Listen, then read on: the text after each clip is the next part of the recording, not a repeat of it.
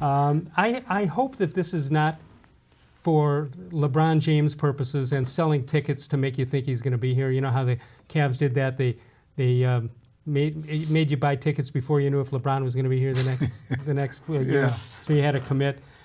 Chris-Antonetti was talking about Francisco Lindor, and he said, "I still have every expectation that Francisco will be our shortstop on opening day. I'm more confident today in saying that more of the offseason has passed.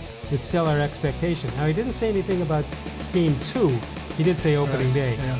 Well, you know, if I was an opposing general manager that really loved Lindor, I would have called Antonetti today and made an outrageous offer to try to get him to make that trade.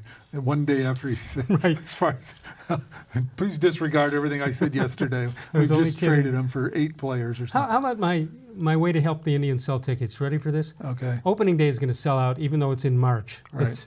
It's about the Ides of March. Is that when the opening day is? Yeah. It seems like it. Right after St. Patrick's Day. All right, that's going to sell out no matter what.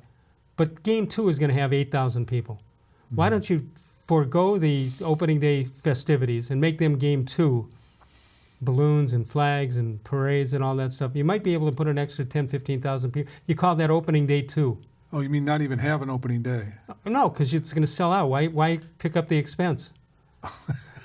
Interesting strategy. Yeah, you could cancel it and then let everybody come to the second game. Right. And then maybe make it the opening day, the third game. Exactly. Then you could like have your cake and eat it too. You could carry that on till July. Yeah. Yeah, you could guess. You could have you could promote it as like guess the opening day. The real one. The real one. Yeah. Okay, I haven't suggested this in a long time, so it's about time for me to drag this out in baseball. If you had 2 halves to the season, like softball leagues have, many softball leagues have, Yeah. 2 halves, and that would make you think 3 months each, right? Okay. January, Yeah. I mean, in April, May, and June is the first half of the season. July, August, September is the second half. And you have 2 championships, the first half and the second half, and you have a second opening day. Okay, after the first, whatever that would be, 81 games, I guess. Yeah. After that, you play for the second half championship.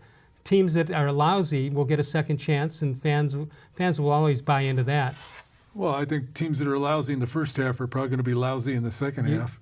Yeah, but they won't finish as many games out in the second half as they would the total year. Yeah, that's true. I'm not a big fan. They do that in the minor leagues, I think. I know they do. A lot. But all right, it's not my idea necessarily. Okay. All right, so Antonetti says Francisco, I feel he's going to be here opening day. What does that mean? It doesn't mean he'll be here all season. It doesn't mean we're signing him to anything past 1 year. Yeah, I mean they could. Who do they play on opening day? The Tigers? White Sox? No, White Sox. They could trade him to No, Tigers. They could trade him to the Tigers, and he would still be here on opening day. Right, playing just not for the in other team. And he might be in the lineup, just not ours. Yeah. I mean, this is just going to go on for the next 2 years. So we laugh about it, but it's actually what I suggested they do, and I think you did too, right? Just play it out as long as you're here. Yeah, that's what I would do, because this is not a situation. Like, for example, when they traded CeCe, where it was a bad team going nowhere, but you had this one hugely valuable piece you could trade for some prospects.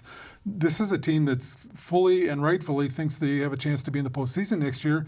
They have the best shortstop in the game.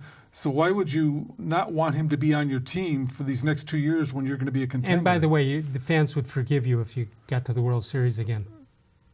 Yeah, and if they want it, that's almost like go ahead, you get carte blanche. Then we want it, so that's fine. But I would just keep him just the way they did with Brantley, run it all the way to the end and let him leave.